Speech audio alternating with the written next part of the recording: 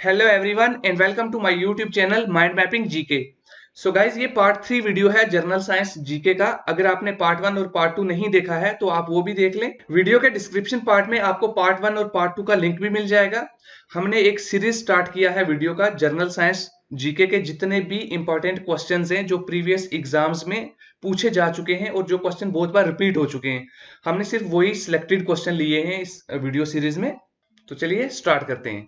तो question number 1 है हमारे पास, elements which shows the property of metal and non metals. वो कौन से एलिमेंट्स होते हैं जो मेटल की प्रॉपर्टी भी शो करते हैं और नॉन मेटल की भी। तो गाइस राइट आंसर है इसका ऑप्शन ए, मेटलॉइड्स। मेटलॉइड्स ऐसे एलिमेंट्स होते हैं जो मेटल की प्रॉपर्टी भी शो करते हैं और नॉन मेटल की। फॉर एग्जांपल हमारे पास बोरान हो गया जिसका सिंबल जो है वो बी है, सिलिकॉन हो गया जिसका सिंबल एसआई है, जर्मेनियम हो गया जिसका सिंबल जीई है। ये कुछ मैंने मेटलॉइड्स लिखे हैं जो कि हमारे पीरियोडिक टेबल में है और ये मेटल की प्रॉपर्टी भी शो करते हैं और नॉन मेटल की प्रॉपर्टी भी शो करते हैं। सो गाइस अब मेटल और नॉन मेटल की बात भी कर लेते हैं। जो मेटल्स होते हैं वो इलेक्ट्रोपॉजिटिव होते हैं बिकॉज दे लूज इलेक्ट्रॉन, और जो नॉन मेटल्स होते हैं वो इलेक्ट्रोनेगेटिव होते हैं because they accept electron. So guys ये जो मैं एडिशनल इंफॉर्मेशन दे रहा हूं आपको, ये भी आप नोट कर लें, एग्जाम के लिए बहुत हेल्पफुल रहेगी आप। सो गाइस नेक्स्ट क्वेश्चन है हमारे पास, what is the SI unit of power of lens. Power of lens की एसआई यूनिट क्या होती है? तो राइट आंसर है ऑप्शन सी, डायोप्टर। डायोप्टर जो है ये एसआई यूनिट होता है पावर ऑफ लेंस का। तो यहाँ पर वर्ड आया है एसआई, तो आपको एसआई का फुल फॉर्म भी पता होना चाहिए। तो एसआई का फुल फॉर्म होता है सिस्टम इंटरनेशनल।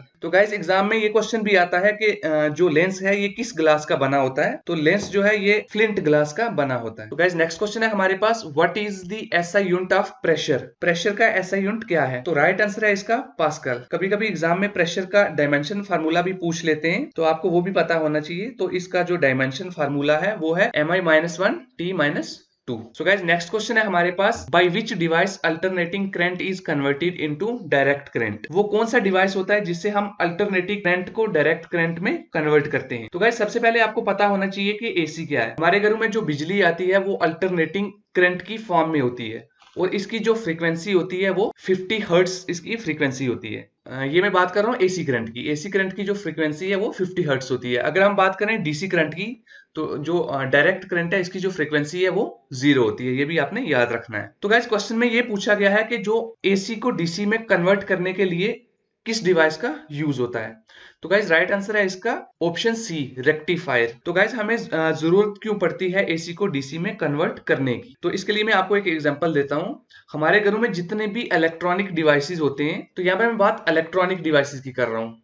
ये बात भी आपने याद रखनी है, इलेक्ट्रॉनिक डिवाइसेस की मैं बात कर रहा हूँ, क्योंकि ये अलग होते हैं। इलेक्ट्रिकल डिवाइसेस अलग होते हैं और इलेक्ट्रॉनिक डिवाइसेस अलग होते हैं। तो जो भी इलेक्ट्रॉनिक डिवाइसेस होते हैं उनको चलाने के लिए डीसी करंट की जरूरत पड़ती है, क्योंकि इलेक्ट्रॉनिक डिवाइस एसी पर नहीं चलते। तो इलेक्ट्रॉनिक डिवाइसेस में जैसे कि हमारा मोबाइल हो गया, एलईडी हो गया, तो इन सबको चलाने के लिए हमें रेक्टिफायर की जरूरत पड़ती है। तो एक मोस्ट कॉमन एग्जांपल है जो हम सबको पता होनी चाहिए कि जो है हमारे मोबाइल का चार्जर होता है, ठीक है। इसमें भी रेक्टिफायर लगा होता है जो क्या करता है, एक रेक्टिफायर का सर्किट होता है जो अल्टरनेटिंग करंट को डायरेक्ट करंट में कन्वर्ट करता है। क्योंकि जो हमारा मोबाइल है वो अल्टरनेटिंग करंट पे नहीं चलता, उसको जरूरत होती है डायरेक्ट करंट की। तो with the help of rectifier जो ये मोबाइल का चार्जर है, ये करंट अल्टरनेटिंग करंट को डायरेक्ट करंट में कन्वर्ट करता है। सो गाइस नेक्स्ट क्वेश्चन है हमारे पास, defect of eye astigmatism is corrected by using which lens. So guys most important question है। सबसे पहले आपको पता होना चाहिए कि डिफेक्ट ऑफ आई क्या होता है। जो मेनली डिफेक्ट ऑफ आईज होते हैं वो 3 होते हैं। पहला होता है मायोपिया,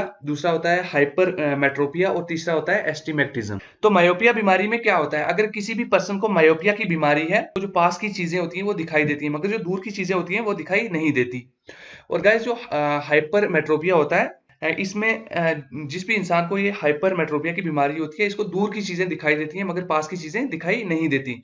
और गाइस तीसरा आ गया एस्टिग्माटिज्म। एस्टिग्माटिज्म बीमारी में क्या होता है, अगर किसी भी इंसान को एस्टिग्माटिज्म की बीमारी है तो उसे कोई भी चीज क्लियर दिखाई नहीं देती। मतलब कोई भी चीज, जो भी वो चीज देखता है उसको वो धुंधला दिखाई देता है या ब्लर दिखाई देता है, कोई भी चीज उसे क्लियर दिखाई नहीं देती। तो गाइस इस बीमारी को ठीक करने के लिए ऑप्शन सी जो हमारा है सिलिंड्रिकल लेंस, इसका यूज होता है और ये हमारा राइट आंसर है। अब आप पूछोगे कि मायोपिया बीमारी को कैसे ठीक करेंगे।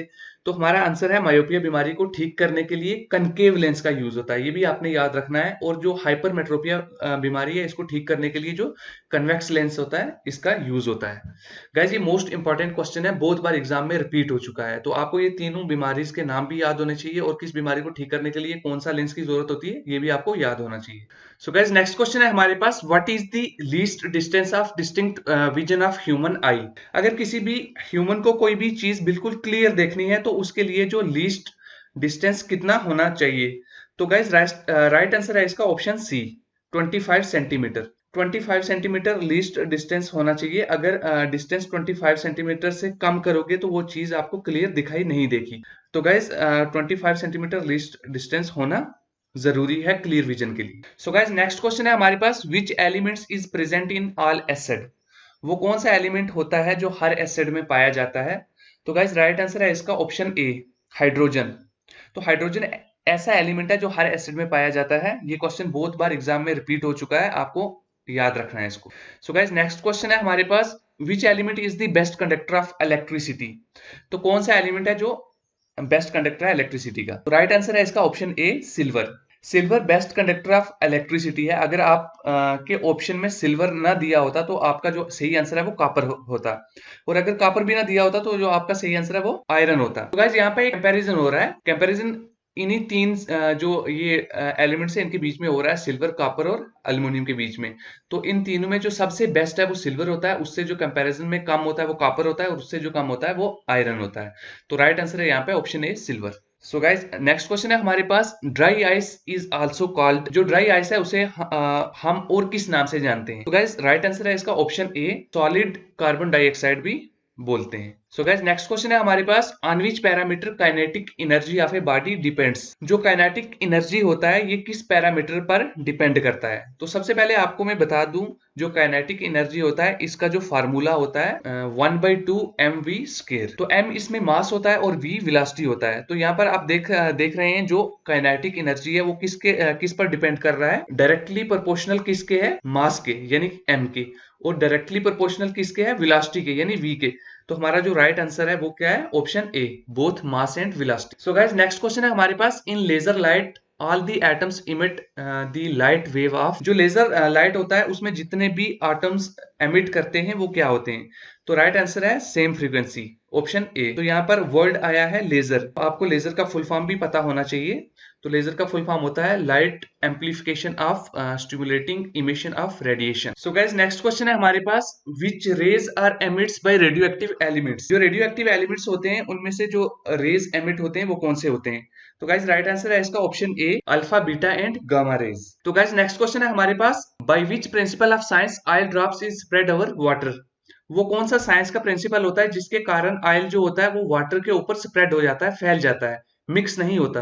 तो गाइस राइट आंसर है इसका due to surface tension, option C. So guys next question है हमारे पास, what is the chemical name of milk of magnesia. Milk of magnesia का जो केमिकल नेम है वो क्या होता है, तो राइट आंसर है हमारे पास ऑप्शन डी, मैग्नीशियम हाइड्रोक्साइड। जो मैग्नीशियम हाइड्रोक्साइड है वो इसका मिल्क ऑफ मैग्नीशिया का केमिकल नेम होता है। तो गाइस नेक्स्ट क्वेश्चन है हमारे पास, what is the chemical name of bleaching powder. तो ब्लीचिंग जो पाउडर है इसका जो केमिकल नेम है वो क्या होता है, तो option B is the right answer, calcium hypochlorite. और जो कैल्शियम हाइपोक्लोराइड है इसका जो केमिकल फार्मूला होता है वो होता है CaClO2। ये भी आपने याद रखना है। सो गाइस नेक्स्ट क्वेश्चन है हमारे पास, which gland is both exocrine and endocrine. वो मतलब कौन सा ग्लैंड है हमारी ह्यूमन बॉडी का जो एक्सोक्राइन भी है और एंडोक्राइन भी है, तो the right answer is pancreas. Pancreas एक ऐसा ग्लैंड है ह्यूमन बॉडी का जो एक्सोक्राइन भी है और एंडोक्राइन भी है। नेक्स्ट क्वेश्चन है हमारे पास, ultrafiltration unit of kidney is called. जो किडनी का अल्ट्राफिल्ट्रेशन यूनिट होता है उसको क्या कहते हैं, तो गाइस राइट आंसर है इसका नेफ्रॉन। नेफ्रॉन जो है ये किडनी का अल्ट्राफिल्ट्रेशन यूनिट है। सो गाइस नेक्स्ट क्वेश्चन है हमारे पास, which element is also known as quick silver. वो कौन सा एलिमेंट है जिसे क्विक सिल्वर के नाम से जाना जाता है, तो गाइस राइट आंसर है इसका ऑप्शन ए, मरकरी। मरकरी जो है ये एक मेटल है और इसका जो सिंबल है वो Hg है। और इसका जो एटॉमिक नंबर है वो 80 है। एक और बात आपने याद रखनी है, जो मरकरी है ये एक मेटल है और ये लिक्विड फॉर्म में होता है। जब रूम टेम्परेचर पे ये लिक्विड फॉर्म में होता है। ये अकेला ऐसा मेटल है जो लिक्विड फॉर्म में होता है एट रूम टेम्परेचर। तो गाइज नेक्स्ट क्वेश्चन है हमारे पास, how many periods present in modern periodic table. तो गाइज यहाँ पे आपने दो चीजें याद रखनी है, एक पीरियड याद रखना है, एक ग्रुप याद रखना है। अगर हम लेफ्ट टू राइट जाएंगे, मतलब कि हॉरिजेंटली अगर हम जाएंगे तो हॉरिजेंटली ग्रुप आ गई, ठीक है, हॉरिजेंटली फॉर्म में ग्रुप आ गए। तो ग्रुप जो होते हैं पीरियडिक टेबल के वो 18 होते हैं और जो पीरियड होते हैं वो 7 होते हैं। हॉरिजेंटली आ गया ग्रुप्स और वर्टिकली आ गया पीरियड। तो वर्टिकली आप यहाँ पे देख सकते हैं 7 पीरियड है पीरियडिक टेबल में और जो ग्रुप है वो 18 ग्रुप है। तो the right answer is option C 7। जो मॉडर्न पीरियडिक टेबल है उसके जो पीरियड है वो 7 पीरियड है। तो गाइज ये थे 20 most important question general science GK के। तो पार्ट 1 और पार्ट 2 में भी हमने 20 क्वेश्चन अटेम्प्ट किए थे जनरल साइंस जीके के। तो टोटल में हो गए 60 क्वेश्चन। सो गाइज ये वो 60 क्वेश्चन है जो प्रीवियस एग्जाम्स में पूछे जा चुके हैं और बहुत बार ये क्वेश्चंस रिपीट भी हुए हैं।